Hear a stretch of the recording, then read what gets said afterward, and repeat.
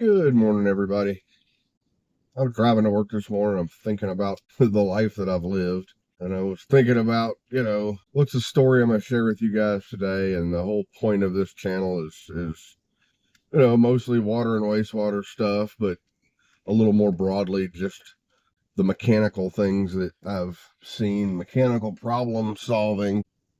But if I ever discount the fact that I'm a Christian and I love God, and it's not being very authentic. That's absolutely a part of who I am. I'm going off the rails here, but I'm thinking about in my journey throughout this life and all of the things that I've put my hands on, the different jobs that I've done, being a mechanic, being a soldier, being a law enforcement agent, being an industrial machinery mechanic, a tractor mechanic, an aircraft mechanic, a water and wastewater operator. And I think about all of the dangerous situations that I've been in. And I think about all of the times that I could have easily died, or at least been maimed. And the good Lord kept me from that. And it's easy to say, oh, that's coincidence. But I mean, you see a thing happen enough different times, and by a thing, I mean me putting my life in danger, and then it not turning out where I die. After a while, you start to see a pattern. And if I look at, the last 48 years, and I see me doing really dumb stuff and surviving that, there's got to be a reason that I'm not dead. Because I've tried to unalive myself on multiple occasions, and it just did not work out that way. When I was a younger man, I involved myself in hedonistic activities that, I'm going to make me happy and do what I want to do. And there was questionable substances and questionable relations and parties that were going off the rails. And I didn't get unalived through any of that or catch any horrible diseases, or like I could have, totally could have.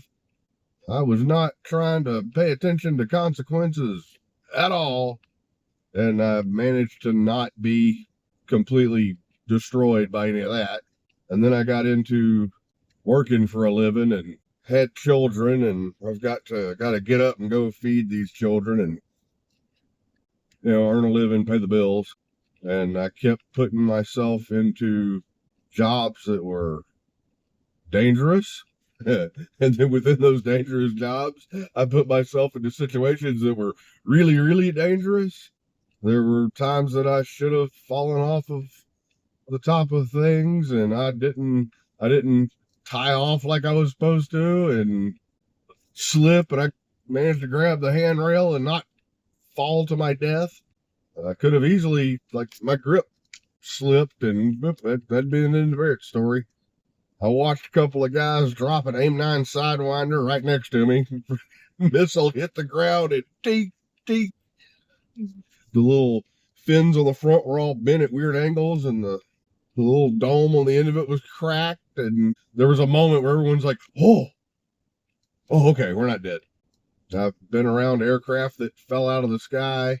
I stood underneath an F-16 fighter looking straight up into the burner cones as it passed over the front of me. And I mean, that wasn't my doing. I just happened to be in the right place the wrong time, or wrong place the right time, however you want to look at it. But that airplane could have fallen down and crushed me, and it didn't. I was working in the jails fighting with hardened criminals, and that could have been at least a half a dozen times that could have gone very wrong. I've been next to pieces of equipment that failed catastrophically. Could have easily caught a piece of shrapnel and died. I just look back at all of that and think, thank you, Lord, for keeping me on my feet and keeping me getting up and going on to the next thing. And I feel like if you hadn't meant for me to do something better later in life, I would have been dead already. Because I sure presented plenty of opportunities to get taken out. Could have had a tractor fall on me. That would have squished me. Been in several pretty decent auto accidents. One in particular that easily could have killed me and another person in the car with me, and both of us walked away from that one. And when you looked at that car, it was like, yeah, how did these people not die? Because the car was crushed. I've had guns pointed at me and bullets didn't find me.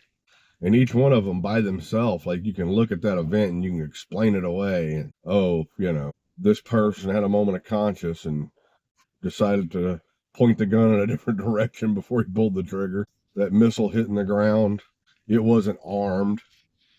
But I mean, you're talking about high explosives. But I mean, out there on the flight line in the desert, static electricity could make a bomb go off. Dropping it on the concrete and making sparks certainly could have caused it to go off. It didn't.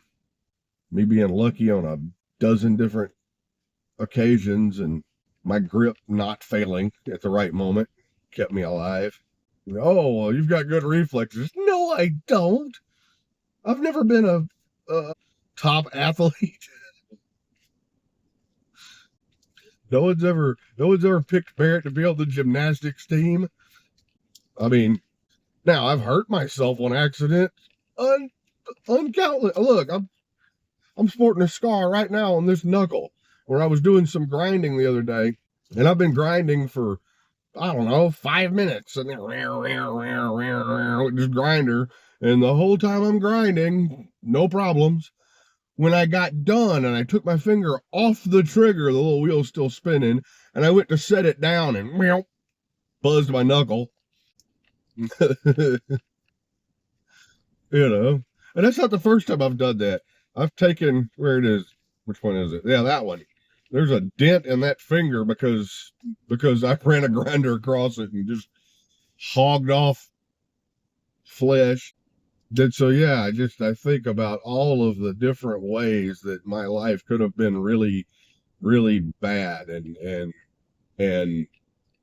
I could have injured myself to the point that I was like crippled by this thing, and it never happened.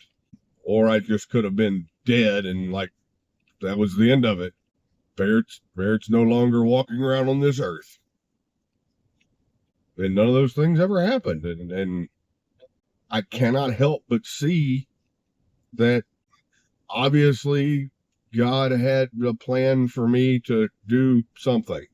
And I don't know what something is necessarily. I might get to be 80 and finally figure out that, yeah, this was the thing. At 78, I needed to accomplish this thing that God wanted me to accomplish. And so all of this has been building up until then. Or maybe just a placeholder. God's like, I got a purpose for you, buddy. It's not time for you to be dead yet.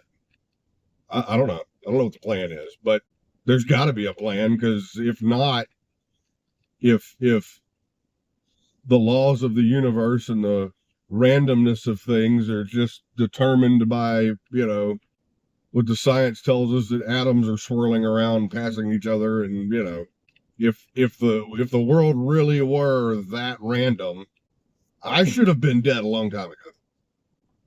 I got nothing else. I mean, if you take any other creature in completely random set of circumstances and you throw a bazillion stupid things at them, one of them's bound to squish it, right?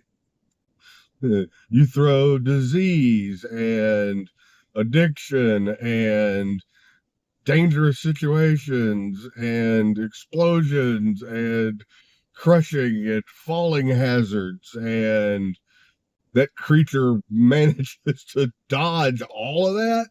Well, what are the chances, right? 1,000,000 to 1. I mean, it's 1,000,000 to 1 that someone points a gun at you and then you don't get shot. I don't know the numbers. Maybe it's 1,000 to 1. And then maybe it's 1,000 to 1 that you're standing next to a freaking high explosive that gets dropped on the ground and sparks and bent metal and it doesn't explode. Maybe that's 1,000 to 1. Maybe, being in a car wreck and not getting dead is 1,000 to 1. I don't know how many 101 or 1,001 or 1,000,001 opportunities that I've had to die and I dodged that circumstance. But then when you take all of the things that have happened to me, or that almost happened, could have happened to me, you take all of those and stack them up. What are the odds that none of them got me? Like I was lucky against 1,001 odds 500 times. What are the odds? No one's that freaking lucky. Randomness is not that unrandom. And we can go here all day and I can go down this laundry list of facts and figures and my personal spiritual feelings. And if you want to talk about Jesus, I'm happy to do it. We can talk about Jesus all day. But for the purpose of this thought exercise is just, how is it possible that I have either intentionally or through my own stupid ignoring of the consequences have put myself in bad situations over and over and over and over and over again, and despite my best efforts, I'm still here. Anyway, just my thoughts for the day. I love you guys. God bless, and remember, like and subscribe.